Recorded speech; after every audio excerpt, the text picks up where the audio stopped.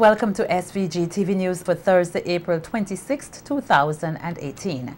I am Jennifer Richardson with the details. Some 9.8 million EC dollars have been allocated to the government through the 9th Caribbean Development Bank CDB Basic Needs Trust Fund, the BNTF program, to further address poverty reduction here in SVG. At an official ceremony held on Wednesday, Permanent Secretary in the Ministry of Agriculture, Raymond Ryan, said the CDB BNTF initiative has over the last 39 years contributed significantly to the development of SVG. Under the theme Partnering Against Poverty, Ryan said the 9th BNTF program will focus on 3 main areas and will continue to assist vulnerable communities in St. Vincent and the Grenadines. Education and human resource development, water and sanitation, and basic community access and drainage. The sub-projects in these areas will be designed in a manner which ensures participation by communities, transparency, and minimization of negative environmental impacts. To date, work has started in preparation for implementation of BNTF 9. All conditions precedent have been met, and a consultant has been engaged to develop a policy framework document in collaboration with the OE and IA, which will guide the development and implementation of various sub-projects under BNTF 9. Pointing out that poverty alleviation has always been a central focus of the government, Minister of Rural Transformation, Sabota Caesar, thanked the CDB for its partnership on tackling poverty and other challenges in SVG. We are working hard and we are blessed and we continue to do good work as a government and as a people. And it is within this discussion and this conversation that we continue to benefit and to develop many rural communities and urban areas as well with the deliveries from the CDB. We want to say to our contractors, we have seen significant improvements in work delivered. I visit my alma mater from time to time, and that's a very beautiful wing that has been placed there, transforming a primary school, and this is taking place throughout the length and breadth of St. Vincent and the Grenadines. Let us continue to deliver, and all the very best for BNTF. Praising the level of transformative work carried out in a number of communities on the prior BNTF programs, Minister of Finance Camilla Gonsalves said the majority of the $9.8 million will be dedicated to projects under the 9th BNTF program.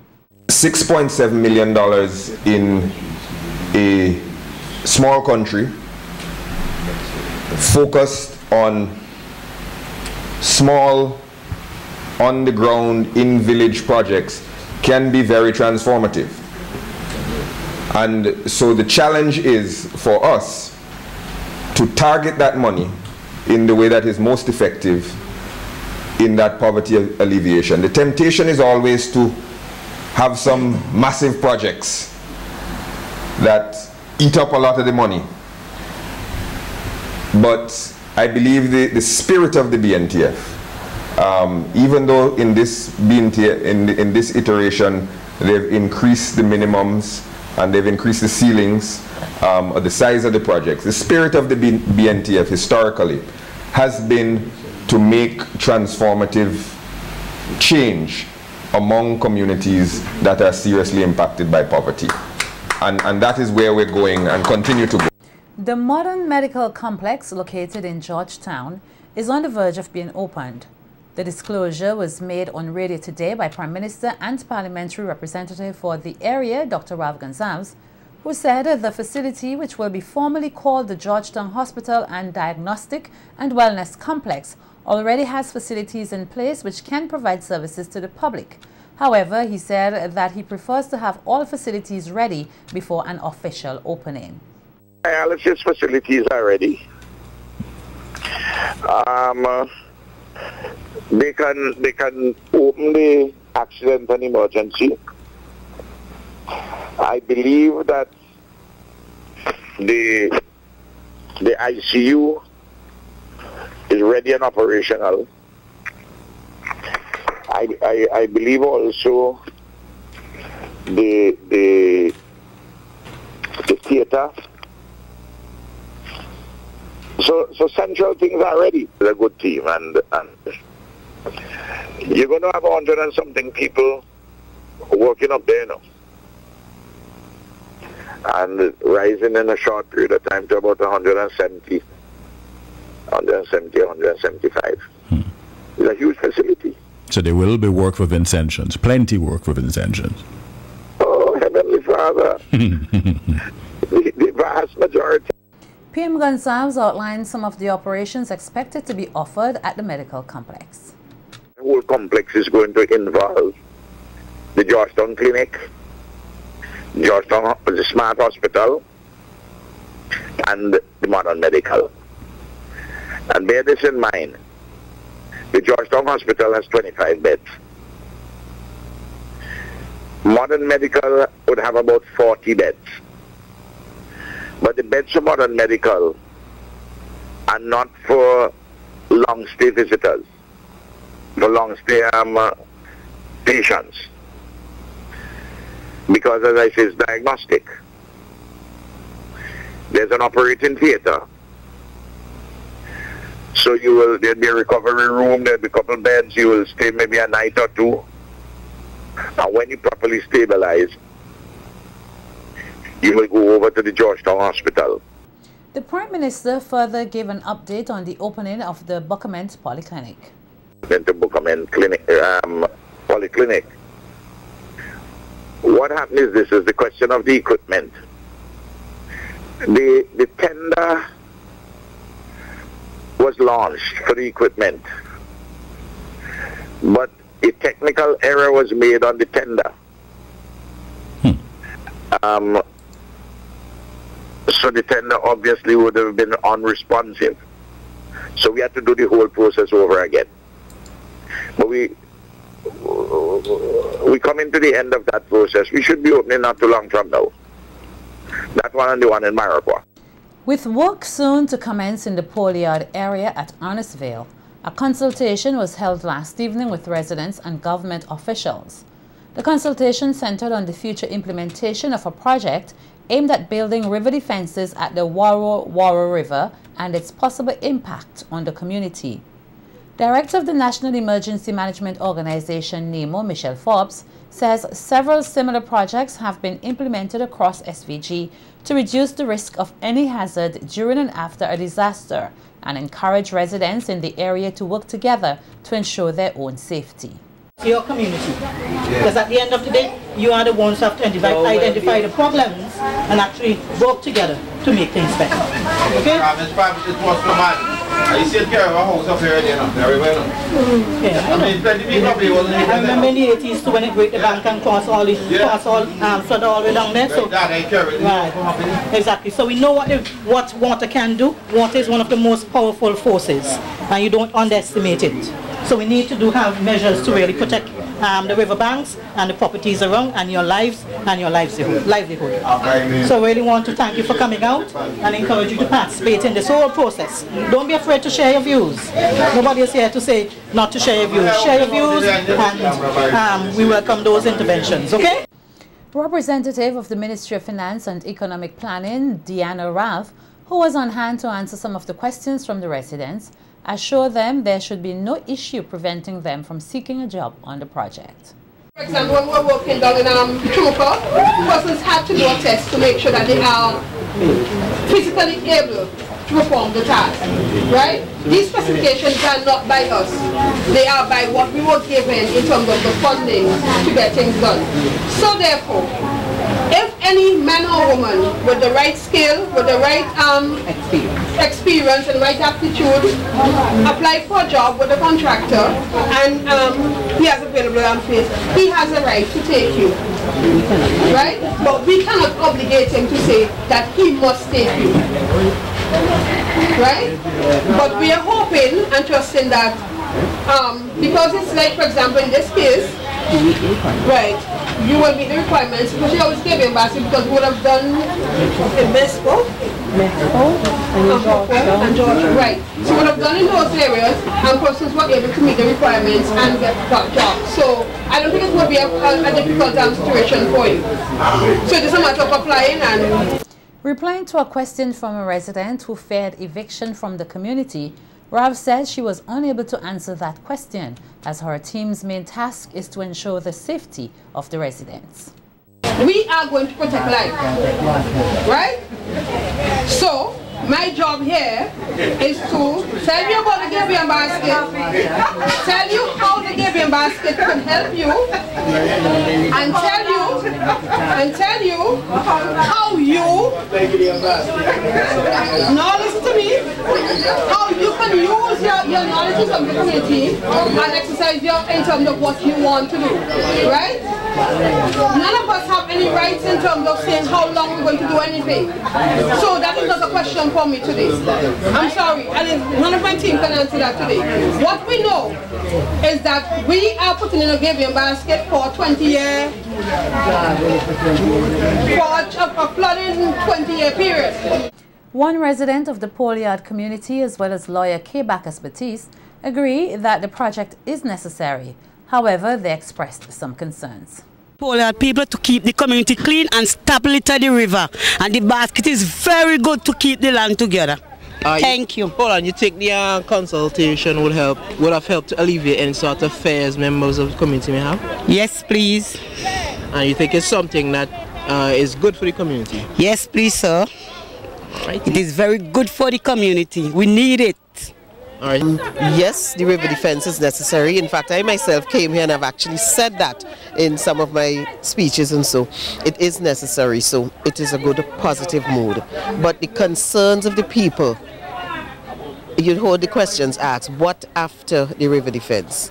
Right? So persons are concerned that this is just a preparation for whoever it is they've probably sold the airport for, who would not want to have a community like this existing behind it, that they would be removed, and then there are vital questions which needs to be answered. Some of these persons, I heard one gentleman saying there he was here for 20-something years.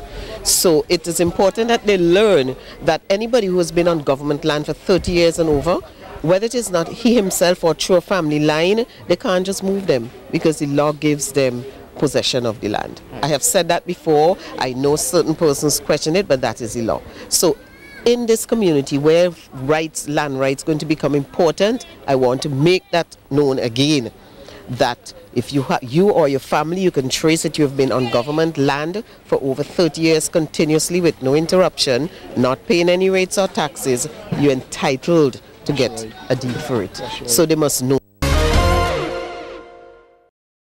The 43rd anniversary of the Fisherman's Day celebrations will be officially launched tomorrow, Friday, April 27th. The launch is scheduled to take place from 10 a.m. at the Fisheries Conference Room, Fisheries Division in Kingstown. The theme for this year's celebrations is "From Our Ridges into the High Seas, Our Nation We Feed," and the slogan is "Cleaner Reef, Healthy Fish to Eat." According to the Communications Department in the Ministry of Agriculture and Fisheries, both theme and slogan were selected because 2018 was designated by the International Coral Reef Initiative as the 3rd International Year of the Reef in an effort to strengthen awareness globally about the value of marine ecosystems' health that are threatened by a plethora of land use challenges. A month of activities has been planned in commemoration of the 43rd year of celebrations, commencing from April 27th, 2018, and will culminate on Whit Monday, May 21st, 2018, Fisherman's Day. 27 foster care parents have recently completed a 3-day skills training workshop, which is expected to further enable them to provide quality care to vulnerable children in SVG. The workshop, which was hosted by the Ministry of National Mobilization in collaboration with the United Nations Children Fund, UNICEF, officially culminated last Friday, April 20th at the Girl Guides headquarters. In her welcoming remarks, Director of the Child Development Division, Gemma Alexander, said the 3-day workshop forms part of the ministry's activities to commemorate Child Abuse Awareness and Prevention Month. She also encouraged all foster parents to remain committed to their role. Every child deserves to grow up in a safe, healthy, loving, and nurturing environment. However, when that is not possible, the Child Development Division steps in to provide that environment by placing children into kinship, foster, or institutional care. The ministry recognized the need to strengthen our foster care program in St. Vincent and the Grenadines, and to this end has organized this 3-day training workshop to ensure that you, our foster guardians, are equipped with the relevant knowledge and skills required to provide quality care to children and young people and to help them reach their full potential. Hope you will put what you have learned in practice. Remember, fostering a child makes a tremendous impact on a child's life.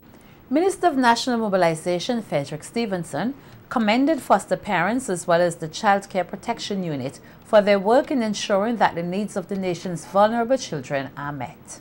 Sometimes it is not easy to be a foster parent, and I know sometimes there are challenges within the government system which would make it a little difficult for you at times.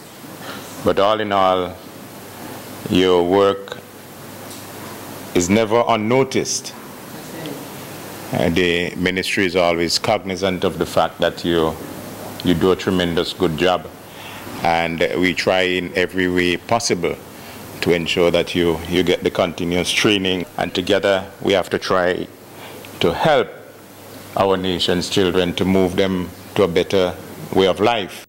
Delivering the feature address, clinical psychologist Dr. Jean De Silva spoke on a number of issues which she said can affect vulnerable children. Instances of substance abuse, of sexual abuse, of physical abuse, of emotional abuse, and just plain neglect makes our stomach churn.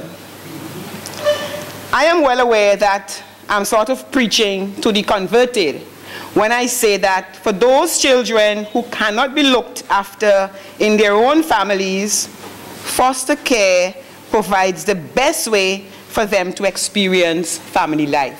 Foster care is the main form of alternative care provided for children in need of care and protection. Quite a number of children and young people are currently in the care of the welfare services. It is a good reflection on our welfare and protection services that more than, and I'm thinking maybe 30 or so of these children are in foster care. At the closing ceremony of the training workshop, a number of participating foster parents took the opportunity to share their experiences during their years of service. Officially as a foster parent in 2002 and did so throughout the period right up through December of 2017.